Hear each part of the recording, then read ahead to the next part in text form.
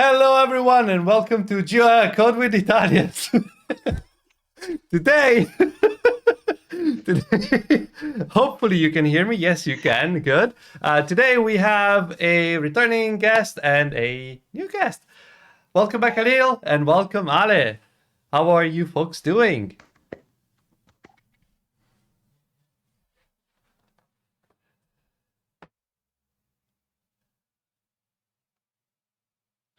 Good, thank you. Very happy to be here. Thank you for having me. So, wait, we can only hear Seb. Fuck you. Fuck you. This is OBS every single time. Every fucking single time. Okay, so I think now they can hear Halil as well. So only Halil was missing. Okay, great. Thanks for that. Can you hear me? Just to understand if yes, okay. So by the way, welcome to episode 95. Jesus fucking Christ. We have had one single fucking episode without sounds issues. So it's 100. I can. Okay, I think maybe at the beginning we did, before we actually started caring about things. Maybe we just didn't notice. Who knows? Oh, there was no audience, right? It was just me and you talking over Skype. I need to check the VODs if we actually went live for like 2 hours without audio. Possible. So let's try again. Welcome back, Halil. Welcome, Aleandra. How are you doing? Thanks again. Happy to be back here. The first time was so much fun. I wanted to come back again. Thanks Ale for the invitation and for you guys. And yeah, how are you, Ale? I think they were hearing you anyway, but let's do the introductions again. Yes, I don't have that much to say except that thank you for having us. And yeah, hope it's a good one and a very interesting episode. I'm sure it will, because the topic is text. Yes, sir. So let's keep Sebastiano happy with more text-related episodes. So just out of curiosity, Halil, Aleandra, what do you do for a living? Just to have an idea. Are you interested in text? Are you knowledgeable about text? What do you do? Ale, you can go first. Sure. I'm working as an engineer in the DevRel team, in developer relations team, in particular in Compose. So the macro group is Android DevRel. The smaller group is like Compose, I guess. And inside Compose, we have focus in different products. And I got the absolute pleasure of get text as one of my projects. So I've been supporting text with things like outreach, API testing, and some of the blog posts that we put out last year and this year, and documentation, that kind of stuff. And yeah, that's really one for this stream. And there are other projects, but yeah, maybe when I come back to talk about some other stuff. Halil, why not? Yeah, okay. So I'm a regular software engineer at Google. So I'm working at Android Text team. So our team is kind of like two parts. One working on platform text. We are like the Android Text team is actually that in the past used to only work on platform text, but with the Compose now we are two parts, and I'm on the currently second part of the team, which is working on Compose text APIs and all the text-related stuff like selection and etc. So for my first year, very recently, I completed my first year as a Googler. And for the first year, I worked on mostly on text styling and text layout stuff. And lately, maybe today, you will see some of the new things, like with the new release of the alpha release, that you can see some of the new things that I've been working on lately regarding text editing and whatnot. Yeah, that's what I've been doing. Cool, awesome. So before we get started, Ivan, now that you've finished repositioning all the lights. Oh yeah, because I have it's cropped. on Twitch in a different way from my usual setup. So I was like checking the video, and I was like, oh no, they can't Are see. you saying we're testing in production? Testing is for the weak. Testing, Sebastiano, is for people that lack confidence. Okay, we don't do Sure. that. We don't do that. Man, I'm so full of shit today. Anyway, just to reiterate the appreciation, we reached 8,000 views. What was it? 80,000 views on YouTube yesterday, something. I tweeted it, but I can't remember. It was late in the evening. So thank you for the support. Again, you can support us in... En español. Oh, en español. Oh, okay. Gracias, everybody. Gracias, Mike, para... I was actually going for embarazarme, but then I realized that embarazarme is pregnant in Spanish. It's not embarrassing as in Italian, whatever. Gracias Avergonzarme. Avergonzarme. Avergonzarme. Gracias. And thank you, everybody. Come on, let's get a grip. So you can subscribe to our channel on Twitch for free if you have an Amazon Prime subscription. Just connect your Amazon gaming account to your Twitch account, and in the app you will see that you can toggle subscribe with Prime switch, and it will be free for you. And we will get $1 something money that we use to print and ship things like this. The Italian pinched hands stickers that we have, or the YOLO sticker that we are giving away during our giveaways. And you can buy things on our shop on coffee, like the metal pin that I'm wearing. We also have the keychain, also like the Angry Pizza keychain, the stickers. You can get the t-shirts, the YOLO t-shirts, the Spike t-shirts. By the way, Spike is, look at that. Bravo, Halil, represent. I love it. Yeah, so if you want a hoodie or a t-shirt for this summer with our logo, check out the shop. They are like made in Italy, and they are he has all of them, and they are pure cotton, they are fair trade. It's nice stuff. And yeah, you can also be a coffee supporter if you want some sort of subscription where you can support us every month. If you pick the bruschetta one, it's about like $10. How is it, like nine something? No, you can also join the Discord server, and the Discord server will give you access to the chat, the private chat with the guests that we have at the end of every episode, where Sebastiano creates the very, very, very funny and clickbaity thumbnails for YouTube. So the best thing is when you leave early when I'm making the thumbnails, and then all the thumbnails turn into mocking you.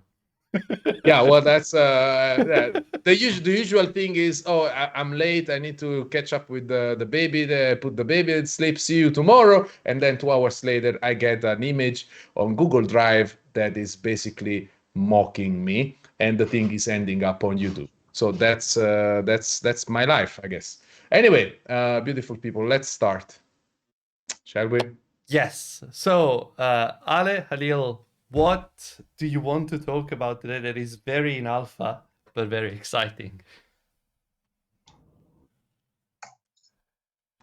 Well, so some things are very in alpha and very exciting. That definitely. Some of the things are not as alpha and are very stable. And we have like a sort of a walkthrough of what was, what is coming, like very present. We are already in Compose 1.4 RC01, and drum rolls, very soon 1.4 is stable in literally minutes or hours. This is so fun because it's not the first time that this coincidentally happens while we're streaming. Yes! So if you've been checking the schedule of Compose UI, you know that it's today. or should be. So all of these things that we're talking about today are, the majority of them will go live and will be stable starting today. And some of the other things have been there for a while. So I'm gonna chat about that. We have for the agenda You're too new prepared. APIs like Too prepared. Yeah, do you think so? No, I don't think so. But we're gonna see what comes out of this. We have line breakage API. We have hyphenation going.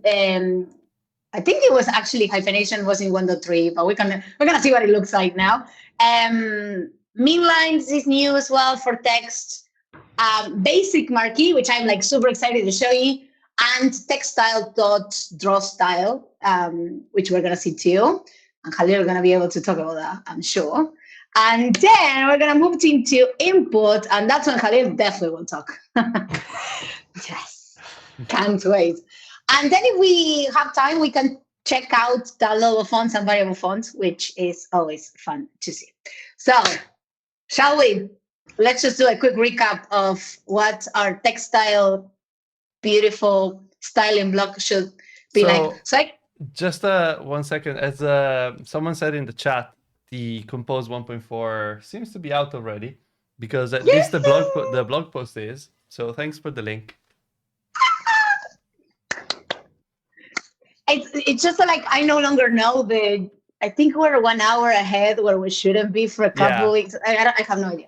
Cool. So great. Everything that you see now, it's a showcase of everything that's in the blog post in the part that says text, which is everything that I just described, plus other bits and pieces and a little surprise. So yeah, so I guess I can share, like, I have written not like a smaller version of an app that we already have in Compose -samples, which is goo.goo/jetnews, which is an app that essentially shows you, I guess, news and articles and etc. And it's a perfect use case for showing a lot of text styling and essentially everything that you can do with styling text and like styling paragraphs, line breakage, all these things that we want to do, annotated string, blah. So what I did was actually removed the typography entirely, so we remember how important it is. If we go here, typography, actually just type the type. Should I share your screen? Oh yes, please. Ta-da! Thank you. Yes. Can you make the font bigger? Smooth. Yes. You're gonna have to ask me to do this in every file, because I kind of thought that just click the spanner in the or go to the whatever next time. What expander? Too late. It went away. Oh, okay. Okay. So what I did, essentially, we have this is gonna happen in every class, right? Essentially, the JetNews team, or the team of the whole app, like this app is in Material 3, so it has all of the components are in Material 3. This app has a JetNews team, right? And it receives a typography, which I commented out so we can see how beautiful it looks right now, so how not beautiful. We're still using everywhere components from Material 3. As long as you still use text, you're gonna get some things for free. But if you do not use, if either you do not use the thing, or you do not, in our case, configure the typography, it's not gonna get all the magic stuff that we're doing with JetNews typography. Who is JetNews typography? JetNews typography is defined somewhere in the class type. Usually you have a class type to define all your magic styles and fonts and stuff like this. And what we do is create a typography block. And for the typography block, you define everything that you want to have, like all of your predefined styles. In this case, display large, medium, small, headlines, title, etc., etc. And then what you have is, at least in our case, because it's easier, you start from a block already defined, default text style, which is like just a variable that has configured a text style, a font family, and this beautiful thing, which we're gonna talk about in a little bit. Right now, we're not going to cover this for a while. But essentially, what you can do here is put your default font family. And this is like this because typography in Material 3 does not have a default font. Typography in Material 2 does have a variable that is default font, like this, and you can you put your font, but we don't have that here. So this is the way in which you can do it. Great. So this part is super simple. And then what you can start doing sort of is for every one of these sort of display large, for example, you take your base style, you copy it, you define it, whatever you need to define. For example, font size, line heights, letter spacing, or the spacing between each glyph. Here we're doing it in the opposite because we want them actually closer than they are usually. And then how you would use it is somewhere when you define a text, like for example, any text, okay, boom. You would define a style, like it doesn't matter where I am. You would define text style, material theme, dot typography, dot label art. And as long as you're wrapping this inside the Jet News theme, you're getting this out of the box. Else you're getting the default behavior. Text size. Yes. Can you increase the size of the text? You're gonna have to, yeah. Sorry, Yeah. you're gonna have to. You see the spanner at the bottom there? If you click on bottom, there's a okay, or preferences. Come on, can we do the preferences? No, not that the spanner. The spanner, yes. What's the spanner? What's the spanner? That thing you were on the mouse, like. But now we don't see whatever window we are looking at right now because only the Android Studio main window is shared. But in there, I think you can set the default editor font, right? Font size. Yeah, I guess change the font. Well, change the font size with the command mouse in. Do you know what the thing is called? It's font size, right? Yeah. Should put like 20 probably. Oh, okay. Yeah, it's gonna be big. See how this is gonna. Yeah, that's fine. Yeah. Okay. Hopefully, it doesn't fit very well, does it? Okay, let's very quickly put maybe 15. Did it do anything? Probably not. 50. Did it? We are not seeing what you're seeing, so. Okay. Yeah, you're not seeing the pop-up. You're not seeing the Android Studio pop-up, yeah? Yeah, exactly. Really? Okay. Yeah. But do you see the emulator? You see it, right? Yeah. Yes. Can you hide the preview? We don't need it right now. Cool. Yeah. Great. So essentially, this is essentially how you style your whole text. It's very similar to what you would do in the view system when you were using your text view and you were using an activity, an app compact activity that will inherit from material activity. You would use you would get inherited all of your styles out of the box, as opposed to having to use material text view, material text field, material specifically saying all of these things. Now we're just using the text component, the text field component, and we get all of this sort of for free. Great. So to start seeing kind of what we can do with the new things that we mentioned, what I have is a playground kind of, and this is actually not part of the app because like I thought it's easier to just show it, in a preview, so we can like try to add it after, but we can just like run a little sample that we have here. Okay. Hyphenation. Can you see this? Boom. Boom. Hyphenation. Very requested feature, hyphenation. So hyphenation is essentially the ability to add the hyphens to a word and to split it in syllables. And this ability depends on your language because you don't spell the same things in Spanish, like but it's something that has to do with sounds, so it should be kind of intuitive. So what we did was add an API. This is in 15. I hope it's okay. We added an API for a text type block in which we have a new parameter called hyphens, and you can turn it on and off. Instead of calling on and off, it's called auto or none. None.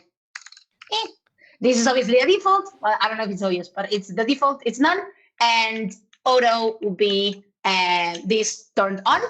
And how it works is that it is like you're gonna notice that probably it tries to never hyphenate because it's not preferable for Android. But as you remove the space that you have available, it starts doing hyphenation. So what you see here is compose what's the recommended? And this might look weird, right? Because like recommended, like, I don't know, is that the right spelling? If you're in doubt, you can look it up in one of these pages that tell you how to separate in syllables. I had the same question. Well, actually, what's happening behind the scenes is that like Android systems, on the platform, there's already existing like dictionaries for different languages, and it tries to understand. It looks at the system language, and also probably in the latest releases, looking at the app language itself. And if it's in English, if the app language is in English, and it recognizes a word that it can actually hyphenate, like, for example, recommended, probably this is in the dictionary, it tries to hyphenate it whenever possible, like when it makes sense to hyphenate it. Yeah, basically. And not all languages have hyphenation concept. Not all languages that have the hyphenation concepts are supported by Android. Like in each release, we are adding new ones, but yeah, that's the story behind how it's decided. Yeah. I would imagine things that don't use the Latin or Cyrillic alphabet, for example, might not have hyphenation. Yeah, exactly. I don't remember, but you can check exactly which language is supported because it's like very public. It's in a, well, but it's not very public, but if you know where to look, it is public. And there is a folder somewhere called dictionaries, and inside there is like a folder per language that it's supported right now. And little did I know that, for example, Germany and Polish and that kind of stuff were added not that long ago. So maybe they don't, maybe you're targeting Android a couple of Androids ago, and this is not going to work. Well, you're not going to have a slider, right? You're not going to have this. But whenever it makes sense, maybe the, or maybe you will have, I don't know. Maybe you have a foldable. You know, like the Motorola prototype with the screen that unrolls? This would be like the Killer perfect example. Perfect example, yes. So yeah, if you can find, as Halil was saying, if you can find the dictionary, we use it. If not, you're gonna not see any difference. You're gonna wonder why this is not working, essentially. And so there is that. And also, hyphenation as a whole, and correct me, Halil, if I'm saying this wrong, but I think it started working roughly in API 28. Like, it's not been around that long. It hasn't been a thing that came with the first Android. And that is, I don't know, I mean, at least to me, it wasn't obvious. I think you're muted as well. I'm sorry about that. So maybe it was before API 20. I don't remember the exact version as well, but the first version was only for English, so people were kind of upset about it, like because the announcement was like we added hyphenation support, but of course it's gonna need a dictionary, and the first release only had English dictionary. Then after the fact, like through the API 28 and the latest releases, we have been adding more and more dictionaries to support hyphenation in all locals. Yeah, I think it was a rough start for hyphenation, but it's now in a good spot for apps to use. Yeah, exactly. So this is for hyphenation. And next up, any questions, the class? No? Okay, cool. Moving on. We are moving on to line break, right? Can I say something? It's not a question. It's more of a comment. Of course. It says we made about 100 episodes, and for the first time, I'm not the highest energy person on the call because of Alejandra, and I'm loving it. I'm loving it. So thank you for this. This is awesome. So yes, thanks. Please go on. Thanks. I think that's a good thing. Is that a good thing? I don't know. It's the best. It's the best because it's like, like I can really match the energy. So I'm loving this. So this is good. This is good. You can be as unhinged as you've ever dreamed of. That's it. This is perfect. So and by the way, the hyphenation thing, it's very cool, and I don't know how it works. I mean, from an English or Italian point of view. So I will never As in be you able don't know to. the grammar, or you don't know how it's Yeah, implemented? I don't know how to. I will never be able to actually say, Anna, it's not working. No, yeah, whatever. There is a dash there. I suppose this is working. Halil And said it's working, so it's working. Yeah, there is a dash, and Halil was confident when they said that it was working. So that's it. They seem to know what they were talking about, so it's fine. Yeah. I have a question on the definition. Am I making things up if I say that I have a vague memory of something changing in Android 13, maybe, for definition? The definition speed or something like that? No, you're right. You're exactly right. I think it was 32, maybe 33. I don't know. Yeah, either one of them. Probably 33. You remember it right, probably. I'm gonna look it up. Hyphenation speed picked up a little bit. So there's now 2 hyphenation configurations.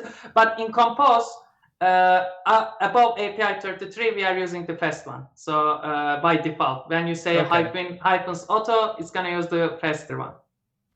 Okay, yeah, found it. It was 13, yes. Also, I don't know if I'm inventing things up, but I think it was enabled by default way back when, and then it was changed to be disabled by default. But it was before even we had a fast version of it. I don't know if you Halil remember that. No, I don't know. maybe I kind of remember that because it was slow, but anyway. Cool. Yeah, I seem to have the same memory, but I don't recall when it happened, when it was first added, stuff like that. I have no idea. Yeah. The reason why it's slow, it's obviously like you can imagine that it needs to lay out all the combinations and the possibilities as to what needs to go what in order for it to look better and fit in all of the things. Like it does what it should do once, but multiple times to optimize the space. So yeah, not great. Well, used to, right? Now we have like this faster alternative. Anyway, cool. Moving on. We are gonna go to, because we don't have that much time. I have more features. Yeah. Let's shut up and listen. No, okay. By the way, Ale, before we go on, there's a Slido for people. We're putting the link every now and then in the chat. But if you have like general questions about stuff we're not covering or anything that requires more than two words to answer, just put your questions on the Slido so we can go to them at the end. Thank you, Ivan. I'm done. Sweet. Now I can shut up. No, please interrupt. Please ask question. You, Halil, as well. Interrupt when you have something to add, because if not, I don't shut up, and that's not always good. Cool. Our next contestant here is line breakage API. So essentially what we did was, it's like API that look like this, hyphens, not necessary. It's an API that looks like this, a part of the text style block as well, and you can define line break dot something for the predefined type of line breakage that we prepared for you, or define your own. I see what we are talking about here, but essentially line break, it's how the a text, longer or not, or otherwise, will be split with a certain criteria. In this case, heading has a couple of parameters that you can see if you navigate the code. Again, Compose is, thankfully, thank the Lord, it's written in Kotlin. It's very easy to read. We all love it. Very easy to read, very easy to navigate, very, very well written and split it. So we have 3 line breakage API, already predefined set of configurations that you can use. One is simple, or like as fast as it can be. I'm trying to do my best, and it's our default. The heading configuration that tries to do something more balanced, so it looks better because it's supposed to go with the heading and it's not as strict. And he also has the other parameters to make this look a little bit more balanced on the screen for larger, what it's supposed to be larger text on the screen. And then we have paragraph for, as you can imagine, probably paragraph, that uses a better, more balanced algorithm to split the lines, but it's also more expensive. So you should use it with, I guess, consciously, for these long paragraphs of text. So it looks more distributed on the screen. We can kind of see it here. Here I have an example. I don't know if it's obvious or not. Here we have an example in which, like, you can see that's playground. One of these have line breakage heading. Well, I'll just put heading, but whatever. And the other one doesn't have any configuration. And what it tries to do, it's split it with a different criteria, essentially. We can try a different one. We can put paragraph and run it again.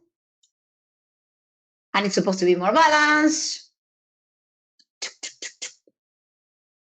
And we have these results. Yes. And the other thing that you can do with this is that line breakage allows you to define your own with a constructor. So if you go to line breakage, essentially you can define your own somewhere. You have to define these same parameters, strategy and the word break, strategy, stringness, and word break, and you can pass in your own.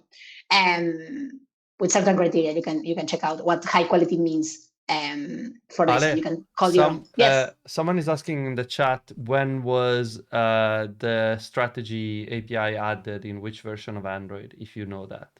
Is it like a new thing or an old thing? Like this strategy? Yeah. I mean, not necessarily the Compose one, but in general, if it's a thing that is only in Compose, or if that is based on platform stuff. Platform has this line break. Yeah, but I think it was a little bit later on. Like I think around API 30s or something. I don't remember, but the strategy should be new. But I'm not sure either. Like right now. Got it.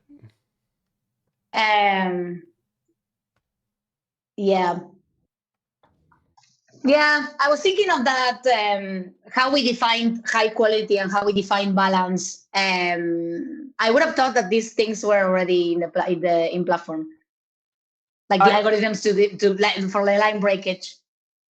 I think I found the page for that. Line break strategy was on API 29 with the hyphenation frequencies and whatnot. Yeah, so the strategy is new. The different strategies to do line break. But yeah, the concept should be older. Yeah. Okay. Cool. So essentially, what you get with this API is a new API that allow you to split and kind of show or render your text in a more balanced, in a more efficient, or in a more distributed way on the screen, depending if it is a heading, or depending if it is a paragraph, or depending what that you want to do. You can do like for your use case, for your text, an analysis of what would look better. Maybe you don't even need this. But for for apps like this, that you have a bunch of text and you have articles and stuff like this, it makes sense to play with these configurations a little bit more. Am I missing something from line breakage?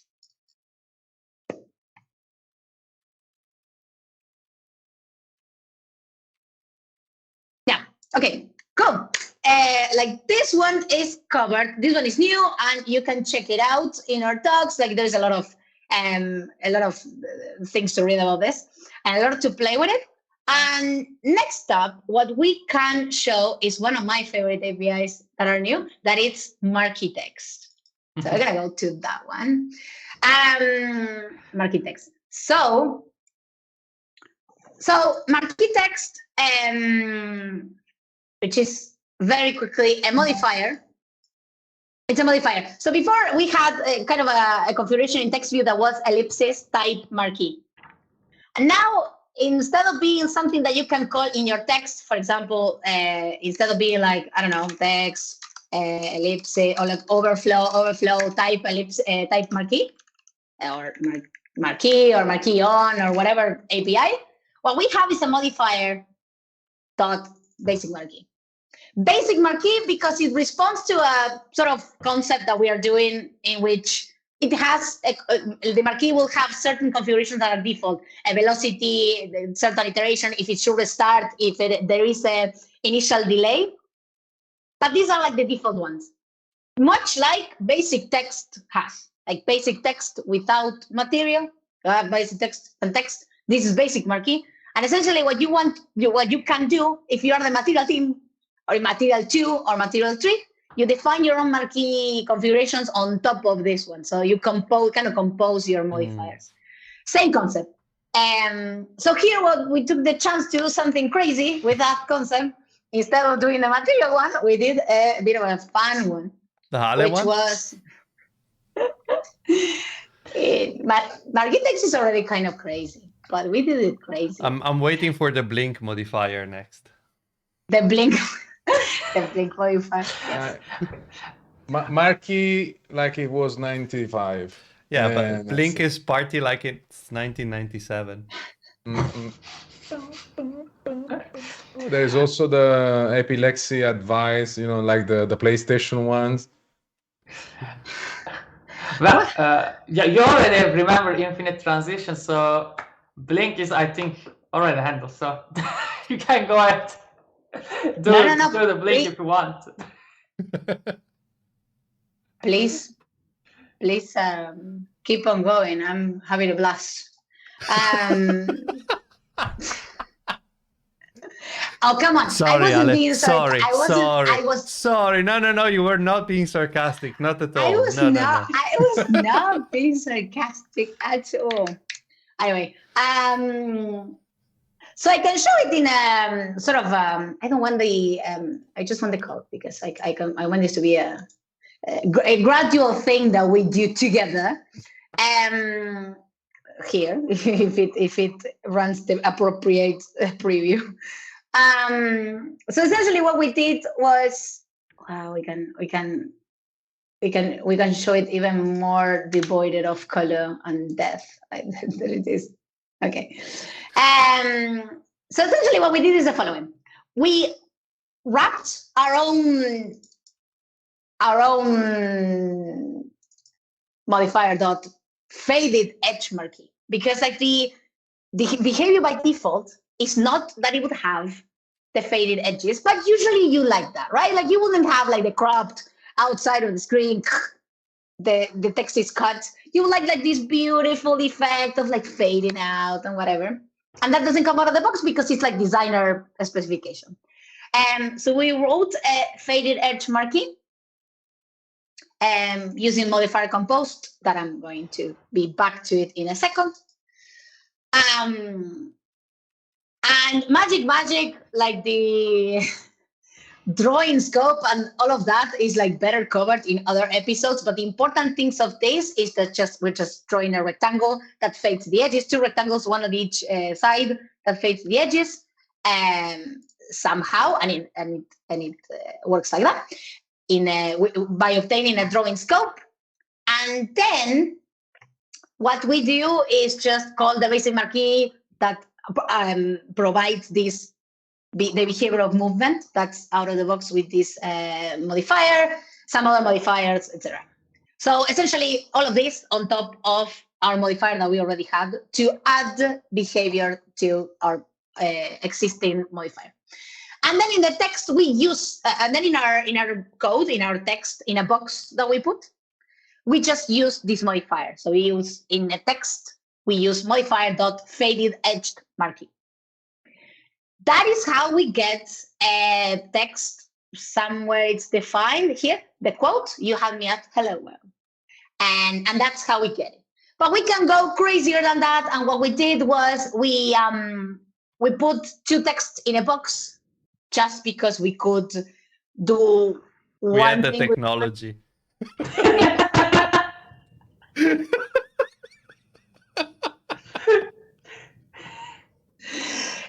But I know, yes, you're right. But it will be fun to notice that sometimes putting two texts one on top of the other, doing the same thing or a different thing or one invisible, it's the easiest way to solve certain problems. Do not underestimate the power of, yes, I guess, stacking text. Things. So, yeah, things in general. First, so, yeah. I'm dying.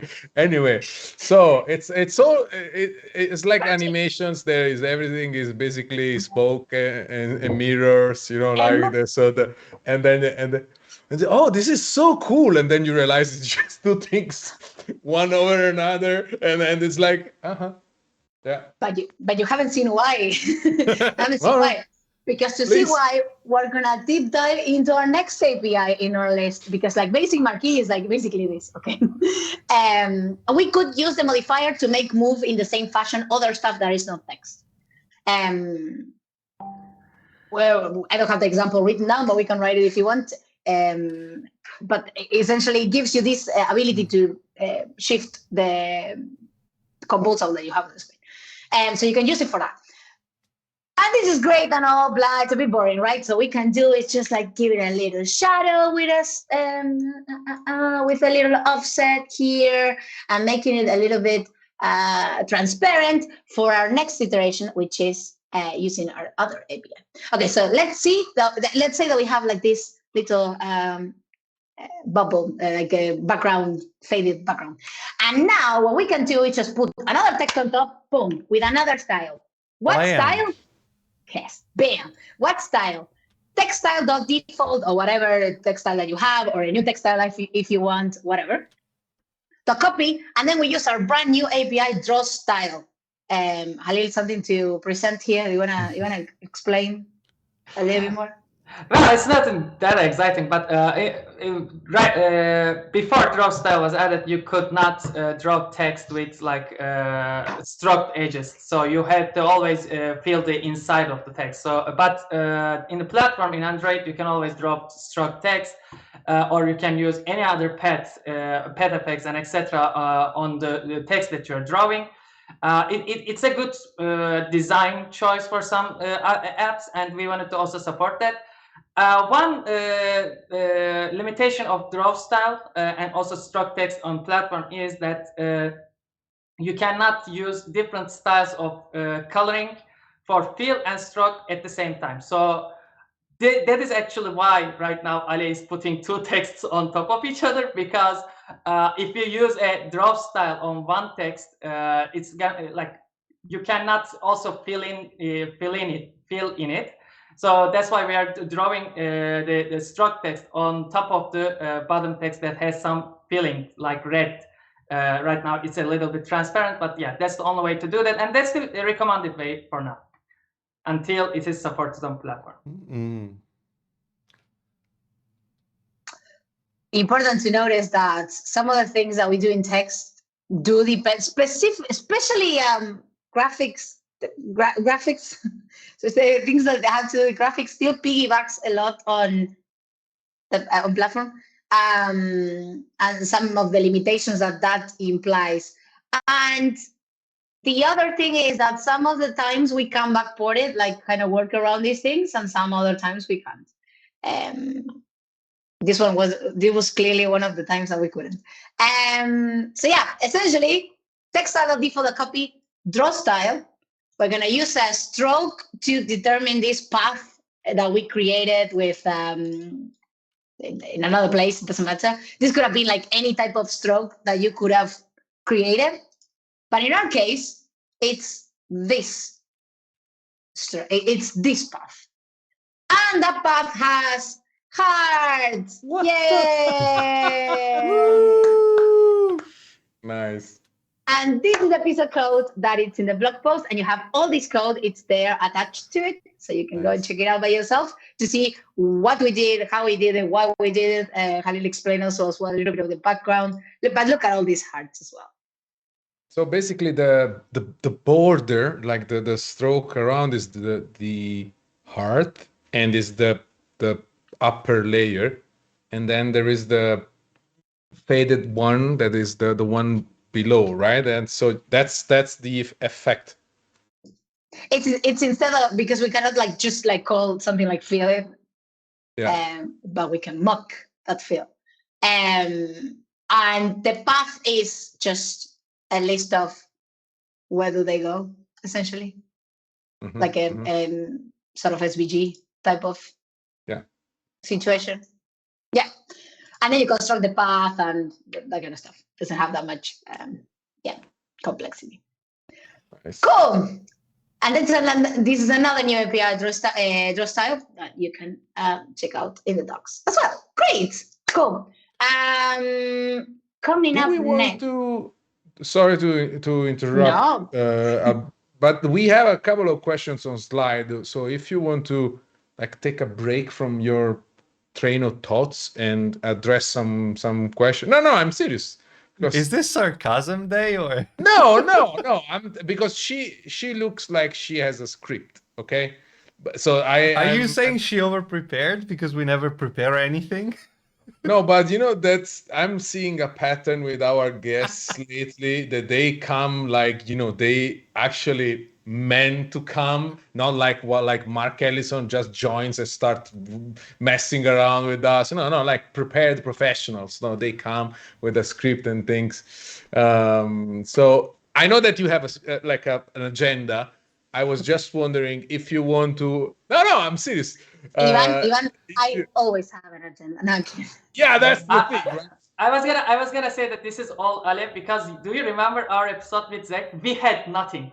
We just came on and we just started talking for 2 hours straight. We had nothing prepared. That's the difference, professional and just random people. So the idea is that it's always like trying to find the balance between what you have and you want to show and the questions that we have. So if you want to take a break and look at the question, we can do that. Yeah, no, let's do that. I don't have the question right now, so I don't know if they're like questions or not. So please do. Sebastiano, do you want to read the most voted question, please? Yeah. The most voted question is we're switching our app to Compose. We need to convert HTML with links to be clickable words in text. Is there an easy way to do this? Cool. So if I understood correctly, I think it's the question if there is the equivalent of Linkify that we had in Views. There ain't. And the solutions that we have right now are two, and they are exactly here in this other snippet. So I'm still sticking to my agenda, Sebastiano, whether you like it or not. I'm not the one that is saying anything about your agenda. She came prepared for everything. Don't worry about it. You're blasting the wrong Italian here. She came for war. She came prepared for war. I mean, I was expecting like, let's mess around on Twitch for a couple of hours. No, she woke up and chose violence. That was the attitude. So anyway. Anyway. So what are you trying to buy? What's the free trial of what? I just like put this together, and you can see like you're not gonna see the code too much because because I threw it in like literally 10 minutes. But the important part comes at the bottom, right? Like usually you have your HTML terms and conditions. Like this is the canonical example. There are obviously a lot of others, but right now the solution for this, there is no Linkify in Compose. And I know that this question was coming, like it's very unfortunate, but you can do one of many things. And the easiest one is to just call our friend. And I know that this is not, maybe I know. Come on, Sebastiano, what the hell? You're fucking out of your mind. Yeah. So, please. So essentially what you have here is, you see how you have your strings with, Sebastiano. Yes. Let's. So I actually approve the solution. I don't care. Okay. So Sebastian, if it works, it works. I'm using this kind of stuff with ads as well, so I can relate. The struggle is real. If but with ads, you have to. It's not like you have a choice. No, well. Thanks. Jesus, you finished? Please, listen. Ale, go ahead. There is another alternative. Hi, Rebecca, welcome to the stream.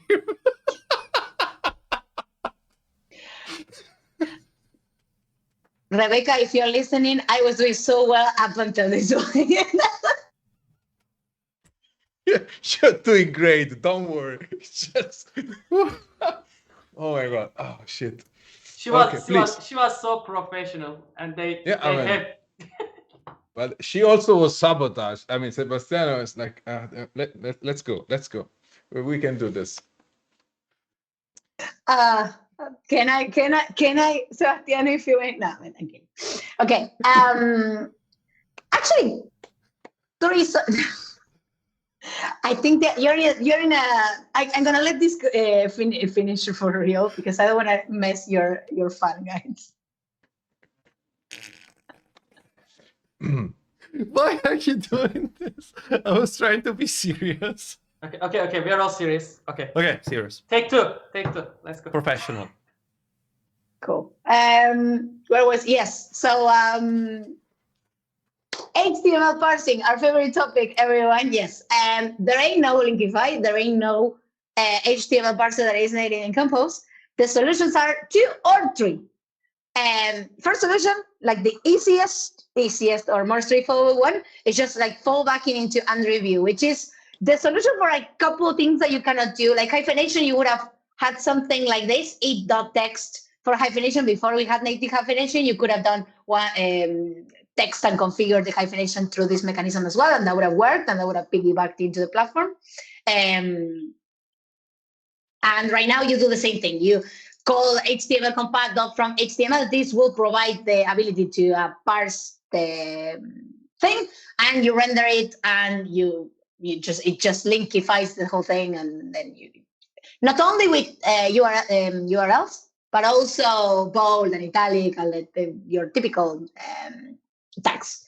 So that is solution number 1. Solution number 2, it's a little bit more manual. It requires you to implement your own parser, right? So something like, by the way, I forgot to say something, but here, if you get your string resource with string resource, you can get the text that you're parsing from strings. And the platform is already prepared for this, in that it will take, obviously, the string of the language that you're in.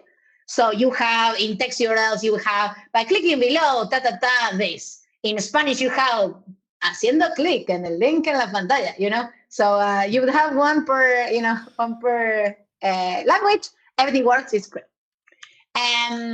Solution 2 is implementing your own parser, of course, and it requires you to do something more manual. Like, okay, so I kind of, I have like, not even this is what I'm referring to, because like this is, if you don't have an account, with style, append, hard-coded string, and like kind of building the thing, and then with a build annotated string that allows you to style parts of your text or parts of your paragraph, and then you can go to have a clickable text, and you get instead of giving a normal text, you give your spanned text, and on click of that clickable text, So all of the events, so the whole clickable text is responding to click events.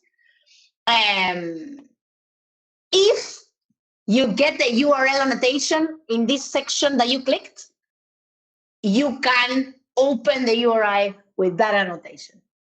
This somewhat not new, but it came out in 1.3, URL annotation to define URLs in an accessible way. Now TalkBack, thanks to this annotation, TalkBack, if you're using TalkBack, if you're a user of TalkBack, which is Android's voiceover mechanism,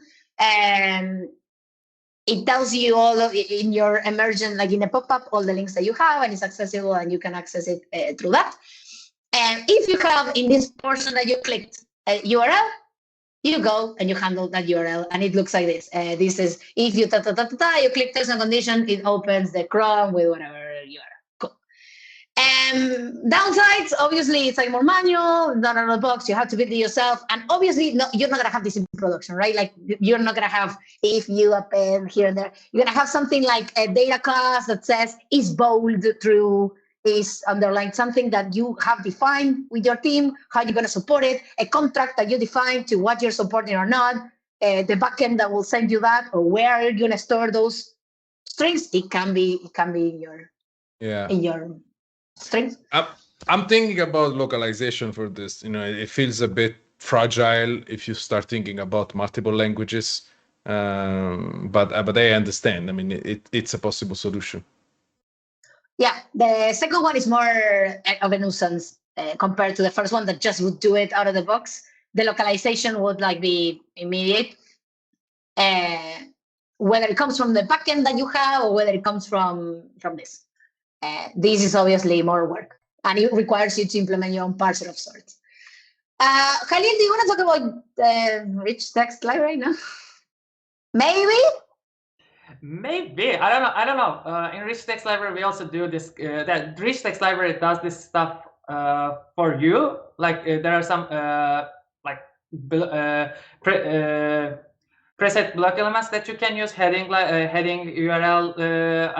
Like there's already URL annotations in build annotation string, but in rich text library there's build rich text kind of stuff that you can use to add different kind of styling that is prepared for you, and it also has its own rich text daemon, etc. But it doesn't do anything like specific for clickables as well. So it kind of follows what we are doing in Compose.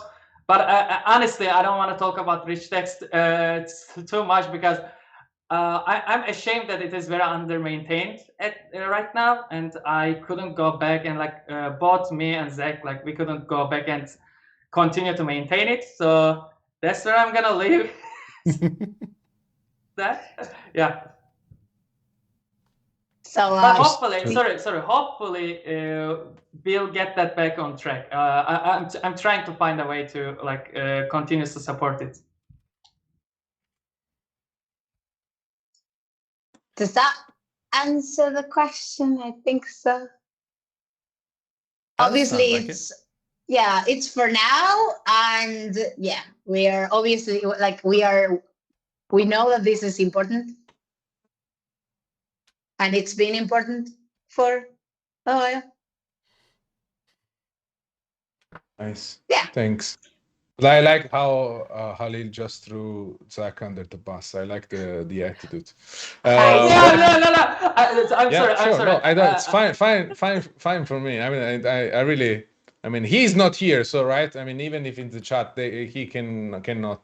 I mean, defend himself. So you did the right thing, Halil. Just put some pressure on. Oh yeah, I mean, we are not working on the library because of Zach. So that's actually works.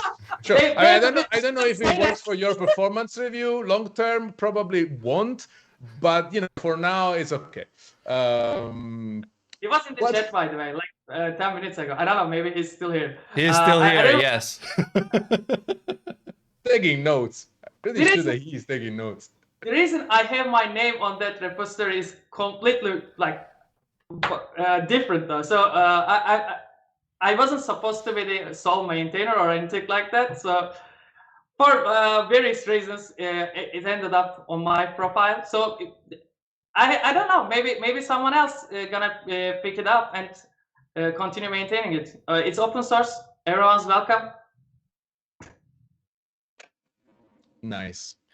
Thanks, Ale, How for about the another link. I question? was just about to look it up.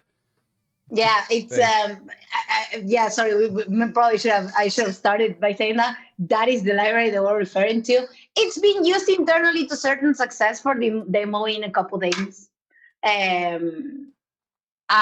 but mostly not for the clickable part of it, but as opposed to just taking a big text and then parsing it like with the paragraph and different fonts and like different style, like multiple styles.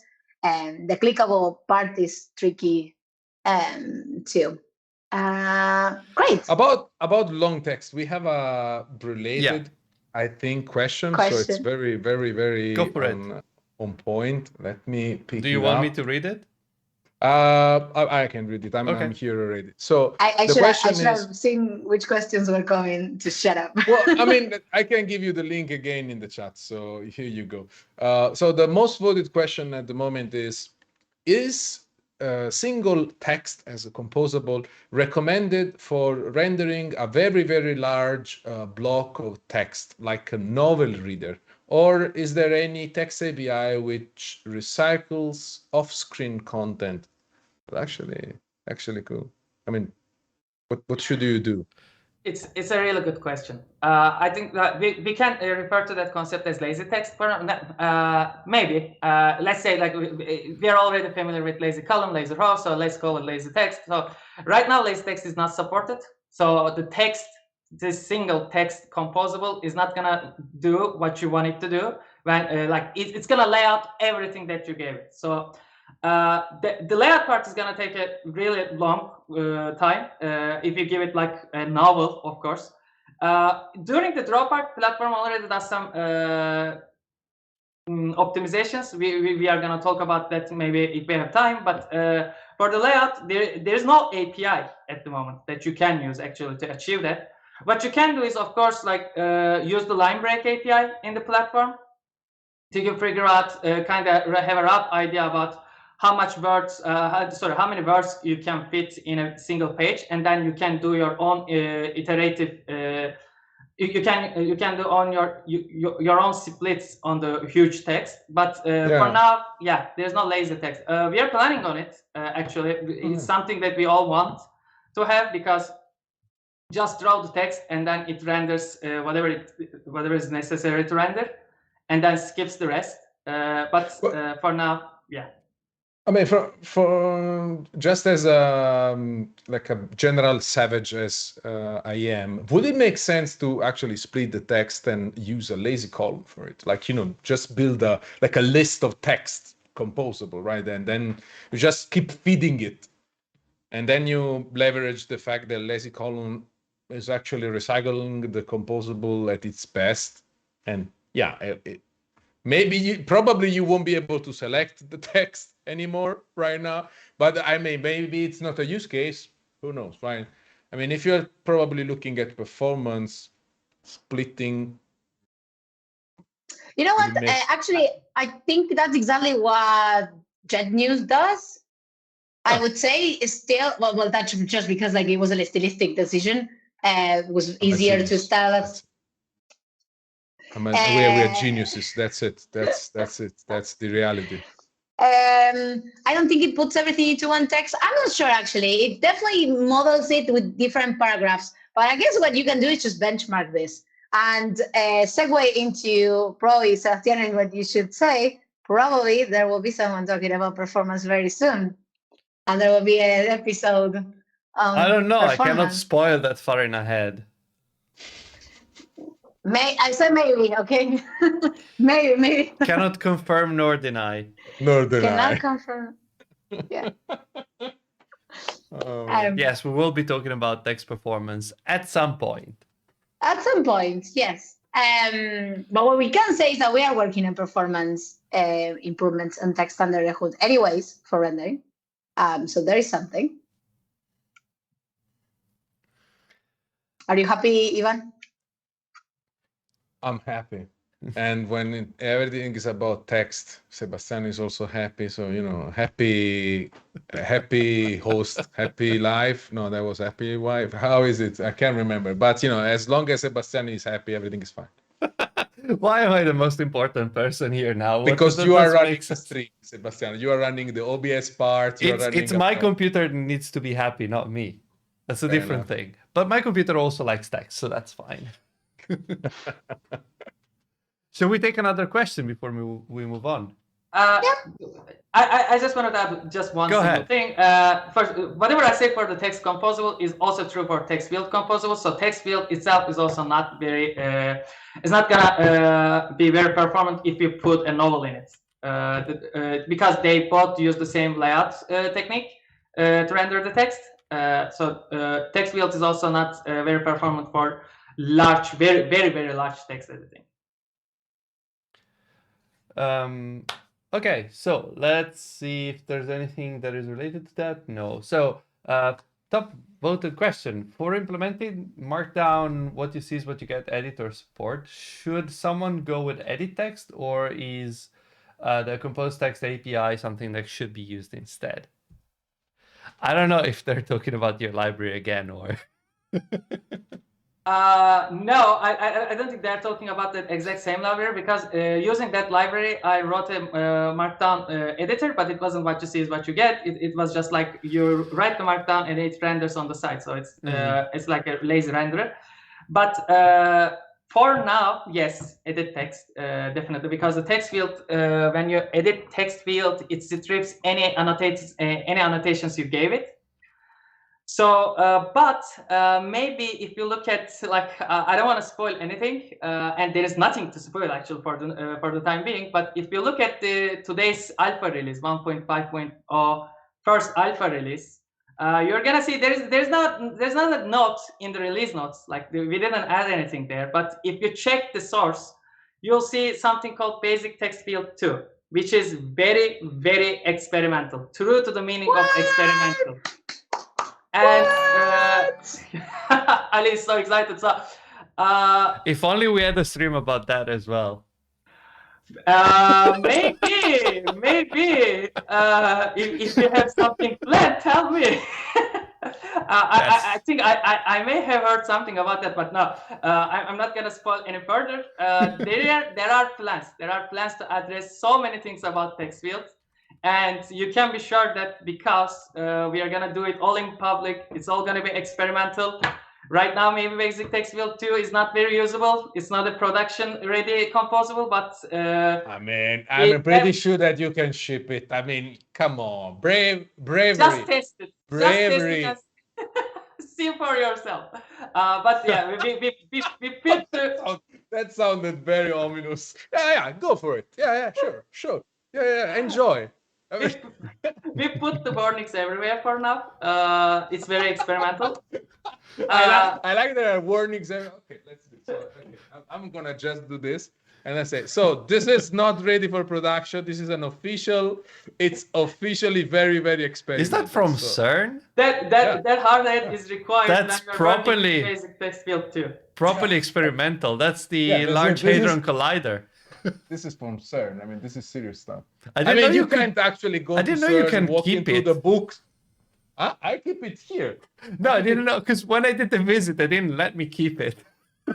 Oh, no. I bought it because it was at the bookshop. You go to the bookshop and they were like selling this shit. And I was like, I need to buy this. I mean, there is no way that I'm walking out this place without one of this. It's not. I have 5 years. I'm 5 years old and I have money. So that's like the worst combination like possible. You say you're a software engineer, I hear. Yeah. That's the thing, right? So yeah, and then it's here because at work we have it's Wednesday stand up is Hat Wednesday.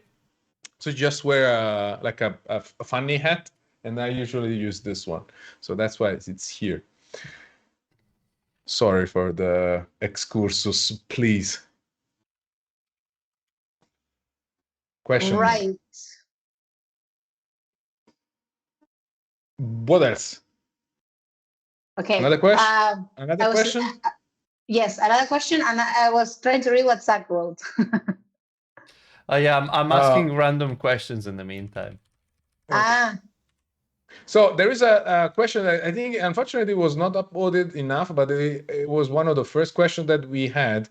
And the question is there an easy way to control the vertical and horizontal offset of drawing individual characters in a word while using draw text? Define easy. I have no idea even the I think that's zero. the answer. Well, I mean, let's...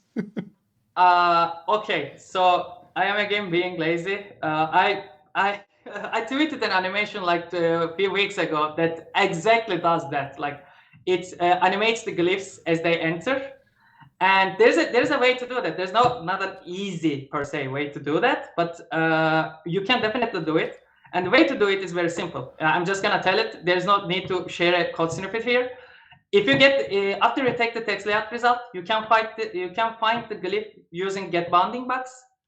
Once you have the bounding box, it's a rectangle. It tells you exactly where the glyph is, and you can use that box to translate and clip your canvas. And then once you draw the text, you're gonna see that only that glyph is drawn there. So you can do lots of translate tricks, lots of rotation tricks, anything you can do with the canvas. And when you clip to the bounding box and draw the whole text, you might think that, oh my God, I'm drawing the whole text again and again and again. And the good thing is that platform again optimizes for it, and it doesn't draw anything outside the clip bounds. So you don't have to worry about redrawing everything at each step. It takes, like, after drawing every glyph, it almost takes exactly the same time as drawing the whole text without the tricks. I have no idea what you're talking about, but I have a recording of this, so yeah, eventually I can go back to this stuff. I can share some code. Text is hard. I mean, you keep saying that everything is fancy, everything is nice, everything is easy. I don't understand anything of this stuff. So that's why I have a team. You know, that's why you need heterogeneous teams. That's because yeah, sure. But or you can go back to this stream and listen to what Halil just said a million times. Yeah. I'm gonna just 0.5 x like the speed and try to actually understand. But sounds good. I shared the tweet training, which like Halil was talking about, like the code, and I know you have mentioned that. Yeah, exactly. That piece of code. Nice. Yeah, so I did something similar a few months back. It was drawing text on pet while pet is animating, so it looked like text was dancing on a waving a flag. So it uses the same idea. So you can definitely read the code, and there are some weird things happening there about the how to put the text on a pet. Like tangent calculations and etc. Just skip through all of those and just look at the draw text stuff. That's gonna be enough. Nice. I actually opened the tweet. There's a lot of fancy stuff in it. Bravo, I liked it. Thank you. Thank you for sharing. Do we want to move forward? Do we want to take the last question? The last question. And then leave Ale to finish her agenda? Yes. No, I'm not going to be able to finish that. Maybe I can share 2 last thoughts. Or sure. 3, maybe 3. Maybe yeah, 3. Sure. You can have even 4 if you want. I want to. Sure. I'm gonna paste the question in the chat because there is a lot of stuff that I won't be able to read properly. So, Ale, if you want to read it on Twitch, here you go. So, is there a way? If you're looking at this on YouTube, it didn't show the like on the YouTube recording on screen. It shows with escaped less than and greater than thing in threads. So in the chat on the side. So it was not like that when we saw it in the chat. Yeah, okay. So it's just an artifact of OBS or something. I don't know. So for what I understand is there a way like probably to throw the XML is like HTML as it is. No, not even HTML. What is It's basic HTML and it's asking if it can be converted to a annotated string, I guess. I think it's a. I think I already talked about this. For now, right? if you are converting from HTML, the best way to go is Android View and Text View. Yeah. That's the safest way. There is no way to use char sequences on text composables. In Compose Word, char sequence kind of does not exist. It's only string and annotated string from the API perspective. One secret is that, of course, because we are using platform APIs to do layout and all the text stuff internally. We do convert all the annotated strings into char sequences before passing it to the platform to do the layout. So if you find that code, I will try to share it with you. If you find that code, you can take some inspirations from there to understand how to convert your char sequence into an annotated string, because it's kind of like a one-to-one function. So we do have annotated string to char sequence, just like not the other way around. Fair enough. Okay. But Thanks. it's internal. So you'll have to either copy paste or just read through and understand what's happening. Yeah. If you have a link at some point, you can share it on Twitter. So thank you. And now for the grand finale, Ale, you can go. You can go as much as we have time. You can just go. Keep going. I don't know. Okay. I don't know how much time we have, but anyway, I wanted to like kind of share. Go. Don't worry. That's dangerous, I know, but still. Cool. Great. So at least two more things. The first one is, let's go back a bit to typography. Yes. Or type, rather. And let's pay attention to what our little default text style looks like a little bit more. Okay. So obviously a text style allows you to configure a bunch of things, but one of the, if it wasn't this here, you would see a property called platform text style that is deprecated. As a fun fact, it was born deprecated. Yes, so when it was added. Wait, what? It was born deprecated. Halil is sweating very profusely. The poor thing. Okay. The poor thing.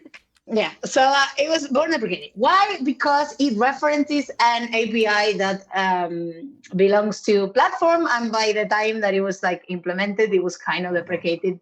Okay. Yes. So it's that kind of deprecation, like, oh yeah, we deprecated in the Android yesterday, but 99% of the world is using Android 21, so it's kind of not deprecated, but deprecated. Okay, I get it. Exactly. Yeah. So you have my sympathy. things that won't be necessary when everyone is like targeting Android Min API 33, I think it is. But until then, I think there is like a long time ahead of us.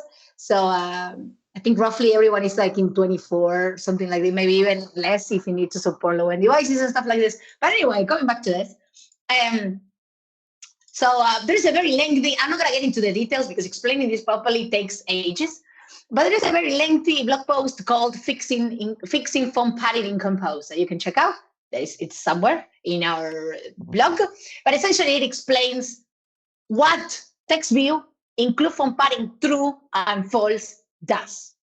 So essentially, for Latin characters, this is not a problem, but Android adds it in the top of the first line and the bottom of the last line of text a little bit of padding to accommodate tall scripts or tall characters or tall glyphs, like essentially fonts with taller than normal glyphs. Glyphs being each character that you draw in the script. Because we had to do that to accommodate for this, we needed to do the same in Compose, sort of. So there is that. But because we were able to backport a way in which this was no longer necessary, blah, blah, blah, read the blog post, TLDR, in Compose, this include from padding concept is no longer required. So what we can do is actually disable this extra padding in top of the first line and the bottom of the last line. It doesn't have to be there. It can be there if you want it to, but it doesn't have to be there. To configure that, we have this other API, line height style, that allows you to remove this extra padding. I think I'm changing the code. Yeah, it removes you to remove this extra padding, or just maybe remove the one in the last line or in the first line, or remove both, which I think it should be all or something. I don't know. Both, none, first and last. Yeah, cool. This will help you if you're using certain design tools that are very popular, that do not think that you're gonna have random padding added somewhere. This will allow you to like kind of modify your text to better align these things. Okay. And maybe define better alignments, right? With baseline, with alignment lines instead of just random padding that you put. Like do a little bit more of a smarter alignment there.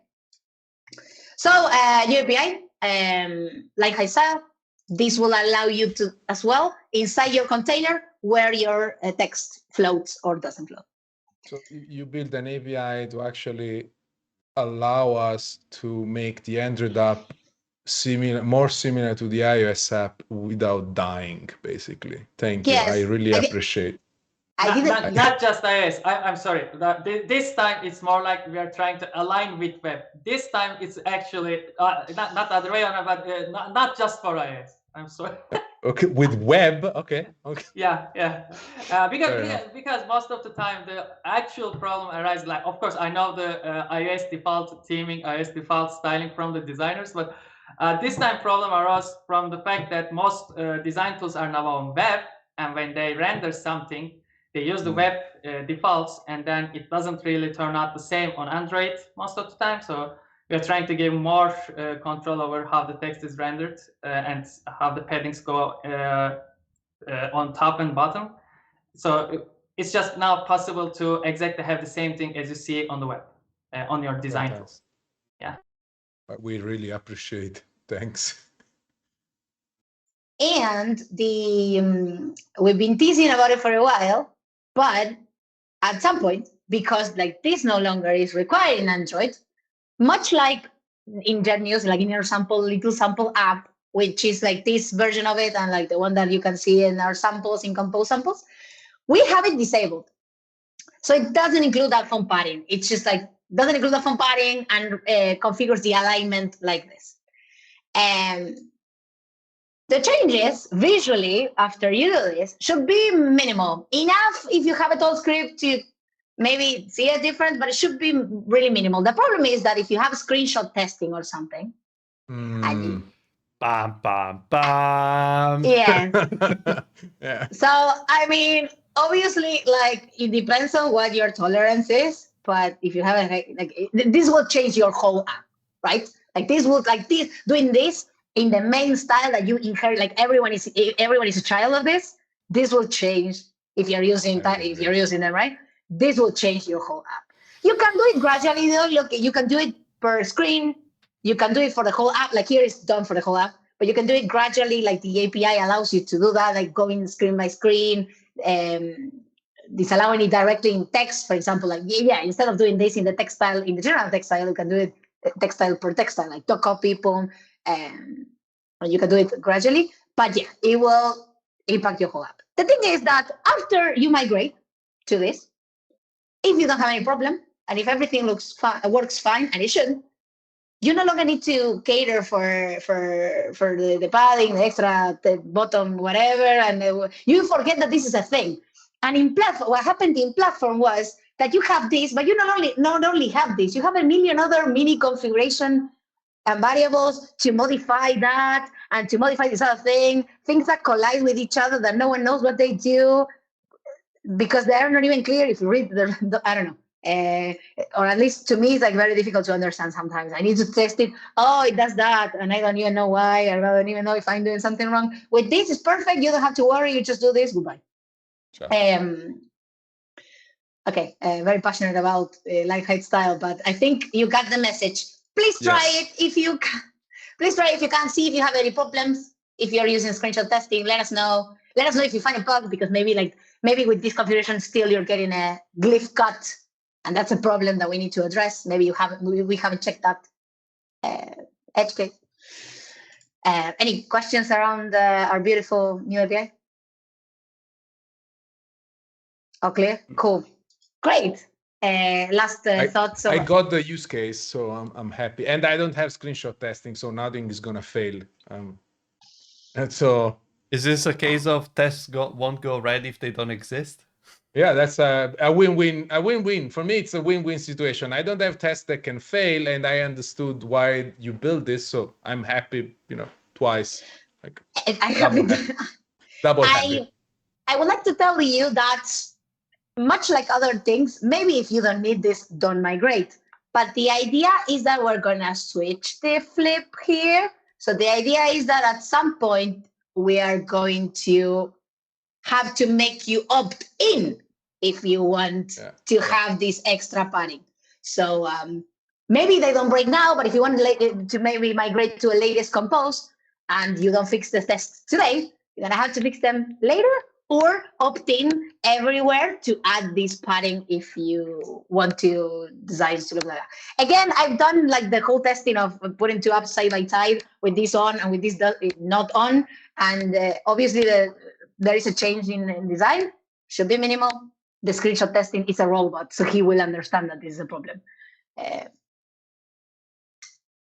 But what we're trying to say is that we are trying to switch the flip at some point. And we've been saying that since last year, but it's still ignorant. So you're saying it every time you can, because at some point it will actually happen. Yeah, but it's a fair game to allow everyone to kind of discover as well, because discover the API, try the API, see if it makes sense in their case, align with their design tools, and then migrate or not. But in any case, migrate, please. Anyway, great. So, and Halil, nothing more before I switch to other thing? No, I got nothing to add. Maybe just a personal anecdote. I first learned about font padding when I was using math fonts. Like, I was trying to render mathematical equations, the formulas, and I realized that those fonts have huge margins, huge paddings, to use the correct term. So when I first started using them, they weren't compatible with Compose, but now they are. So that's great. Wait, you're doing like LaTeX in Compose? LaTeX in Compose. Yeah. I have a project. I still couldn't convert it to a library, but I was able to render some like integrals, series equations, and like parentheses. I actually got to use alignment lines in that project, so that's where I also learned about alignment lines in layouts. So yeah, that's cool. Nice. By the way, there is no library because we know that whose fault is that, right? It sucks. That's the exactly. Yeah.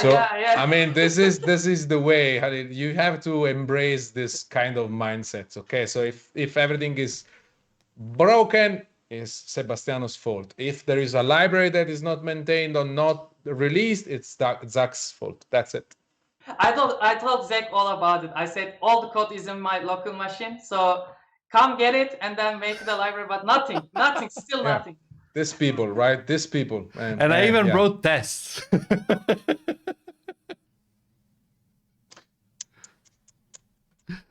Come on, Ale.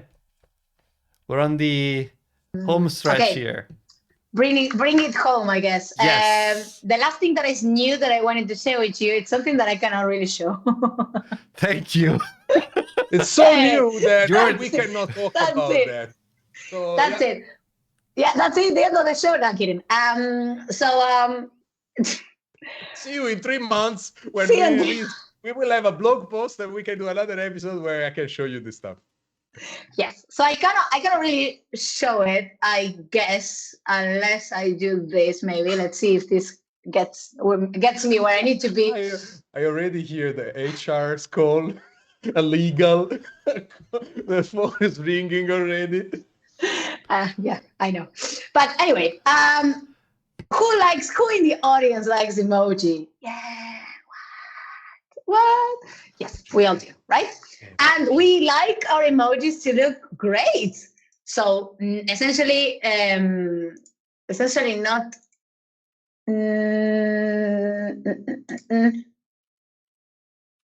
Essentially not. I have it in another place. Okay, it doesn't matter.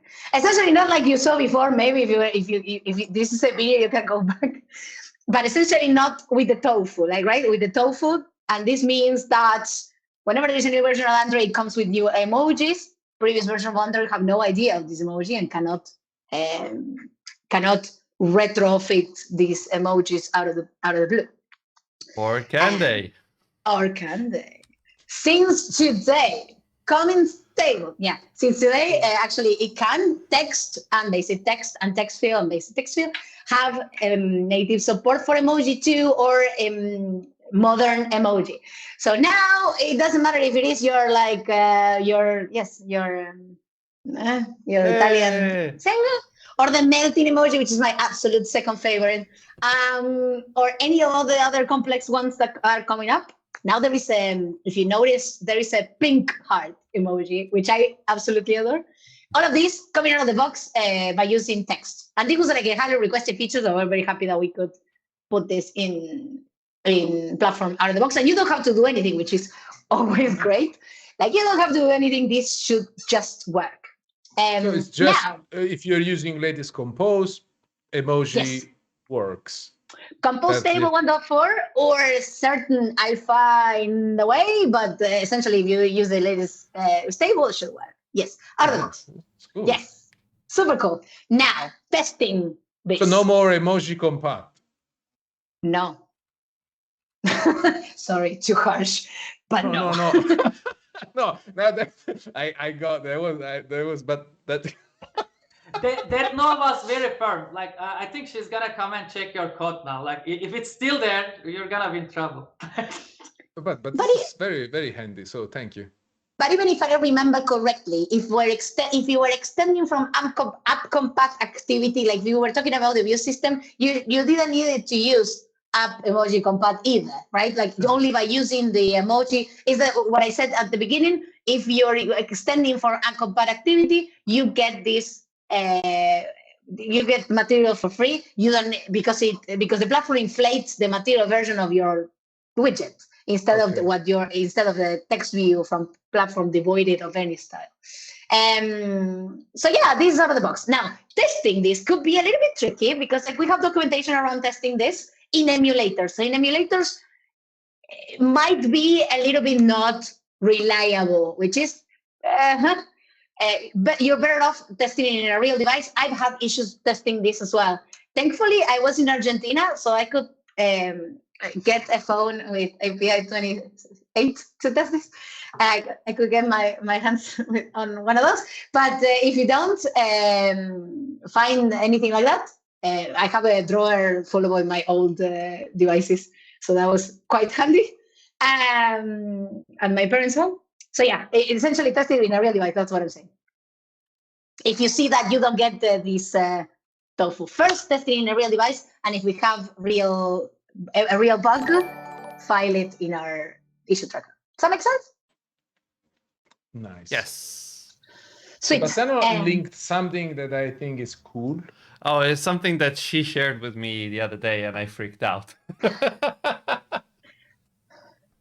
Animated emoji something. Yes. Melting faces. Is this the one? Is this the one, Sebastiano? Yeah, the note emoji animation stuff. Yeah. Yes. Yeah. But I saw the emoji. Yeah. Okay. The emoji, the Google Fonts emoji animation. Check the melting emoji. Isn't it so cute? It's so cute.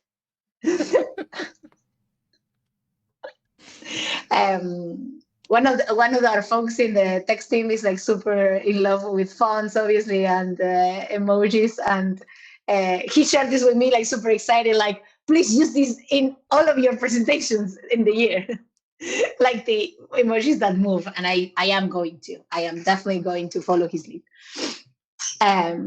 So yeah, we can leave it here, or we can cover variable fonts.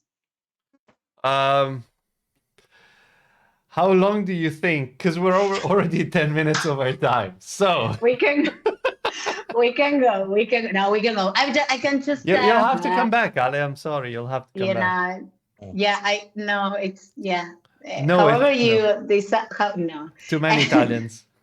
However, it was a lot. No, I can just leave it there. There is there's another post on variable fonts that you can check out and reach out to either of us if you have any questions on variable fonts. Super interesting. Read it. It's already very covered. Cool. Cool. So with this, let's go to the closing section. Ivan. The closing section. So thank you You promised a giveaway. Where's my giveaway? Yeah, the calmo. The giveaway. So we are running a giveaway. If you're watching this on YouTube, you can participate to the giveaway with a comment. Do we want to pick a word, Sebastiano? Halil, do you want to pick a word that people have to use in a comment to join the giveaway? You can pick it. Just pick a word. Not whatever. Putting him on the spot. Yeah, look, he can think about that, right? I mean, while I'm doing the pitch. So you can participate to the giveaway as soon as Halil gives us a word. And in the meantime, you can subscribe to our channel on YouTube. Mm-hmm. I think Ali already gave a word, so I'm gonna choose that. I just gave you a suggestion.